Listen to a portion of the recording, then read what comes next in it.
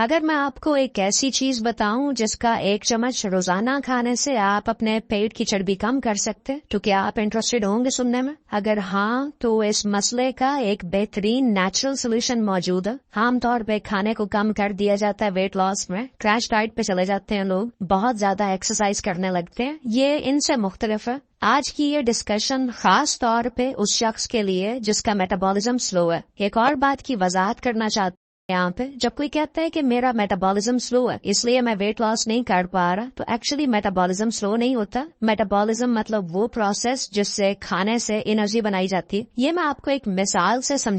अगर एक तरफ हम लैंड क्रूजर और दूसरी तरफ सुजुकी ऑल्टो को लें तो इनमें बुनियादी फर्क क्या होगा? एक ज्यादा पेट्रोल खर्च करती है और एक कम करती। लैंड क्रूजर 7 से 8 किलोमीटर पर लीटर की माइलेज देती है, जबकि सुजुकी ऑल्टो तकरीबन 18 से 20 किलोमीटर पर लीटर की। ये बहुत बड़ा फर्क है। इसी तरह जिन लोगों को वजन कम करने में मुश्किल होती है, एक्चुअली इनकी बॉडी ज्यादा मौसर तरीके से कम फ्यूल में ज्यादा काम कर रही होती है। ये कम फ्यूल में ज्यादा वक्त तक चल सकते हैं अगर आप इन्हें कंपेयर करें किसी ऐसे शख्स से जिसका मेटाबॉलिज्म फास्ट है। लेकिन जो मेन पॉइंट है यहाँ पे वो ये है कि पेट की चर्बी जो लोग खत्म नहीं कर पा रहे होते, मतलब बॉडी बहुत बचा बचा के फ्यूल इस्तेमाल कर रही होती है, इनके इस सिस्टम को हम कैसे ज्यादा फ्यूल इस्तेमाल करने वाले सिस्टम में तब्दील करें, क्योंकि यही असल मकसद है। फ्यूल ज्यादा इस्तेमाल होगा तभी चर्बी कम होगी। इसके लिए एक इस्तिलाह इस्तेमाल होती है माइटोकॉन्ड्रियल अनकपलिंग।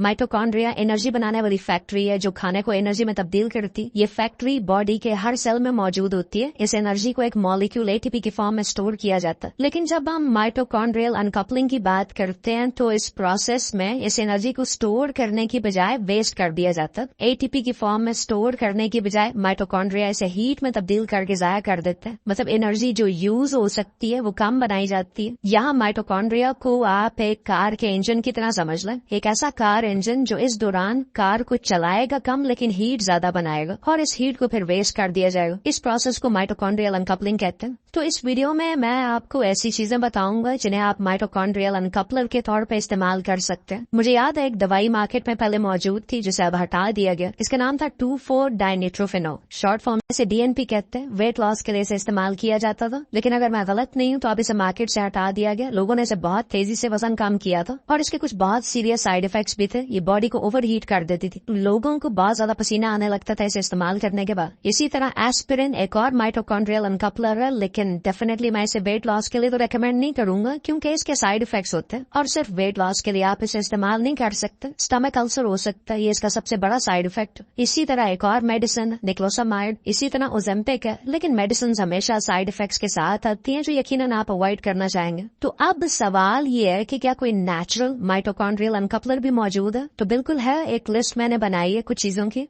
पहले नंबर पे है रेस्वेराट्रल। रेस्वेराट्रल एक पॉलीफिनोल प्लांट केमिकल है। नेचुरली ये अंगूरों में पाया जाता है, शहतूत में होता है, ब्लूबेरीज में, डार्क चॉकलेट में, पिस्ताशियोज, पिस्ता, पीनट्स, मूंगफली। एक और फॉर्म में ये आता है सप्लीमेंट फॉर्म में। ये Japanese not wheat powder form में ये मिलता है। जापानीज लोग इसकी एक हर्बल टी बना के पीते हैं। तो अगर आपको ये कहीं से मिल जाए तो 1 टेबल स्पून अगर आप इसका रोजाना इस्तेमाल करते हैं तो ये वेट लॉस में बहुत ज्यादा हेल्प करता है। दूसरे नंबर पे है कीटोन्स, और ये शायद इसलिए कि कीटो डाइट में लोग किसी भी और डाइट के निस्बत ज्यादा वेट लूज करते हैं। इसमें बॉडी ग्लूकोज को इस्तेमाल करने की बजाय एक और तरह के प्रीमियम फ्यूल पे शिफ्ट हो जाती है। फैट को बर्न करके कीटोन्स बनाए जाते हैं और कीटोन्स को एज अ फ्यूल सोर्स इस्तेमाल किया जाता है। पर इसके लिए डेफिनेटली आपको कीटो डाइट पे आना होगा। कीटोन्स माइटोकॉन्ड्रिया के फंक्शन को इम्प्रूव करते हैं जिससे इवेंचुअली वेट लॉस में हेल्प होती है। Number 3 cold therapy. अगर आप ठंडे पानी से नहाते हैं या ठंडे पानी में स्विमिंग करते हैं तो क्या होता है कि जो बॉडी का बुनियादी टेम्परेचर है 37 डिग्री सेंटीग्रेड, जैसे ही ठंडे पानी में जाते हैं तो ये नीचे आ जाता है। बॉडी को फिर बहुत ज्यादा हीट प्रोड्यूस करनी पड़ती है इसे 37 डिग्री पे कांस्टेंट रखने के लिए, जिसमें कैलोरीज खर्च होती हैं, ज्यादा फ्यूल लगता है, फैट को बर्न किया जाता है। अभी इसमें आप कोई एक्सरसाइज भी शामिल नहीं कर रहे, तो इसमें आप ठंडे पानी में स्विमिंग करने से या ठंडे पानी से नहाने से एक्स्ट्रा कैलोरीज बर्न करेंगे जिससे फैट लॉस होगा।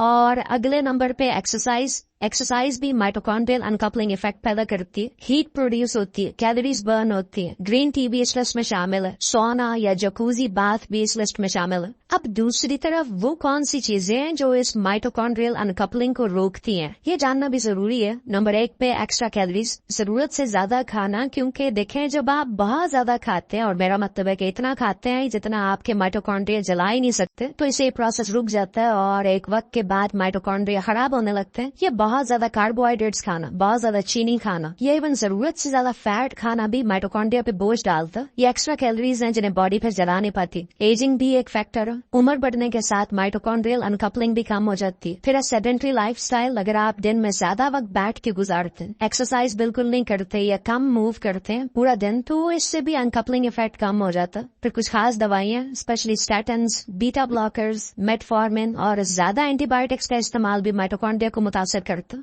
तो ये आज की वीडियो, मैं आपसे मिलता हूं अगली वीडियो में। अपना ख्याल रखिए। अल्लाह हाफिज।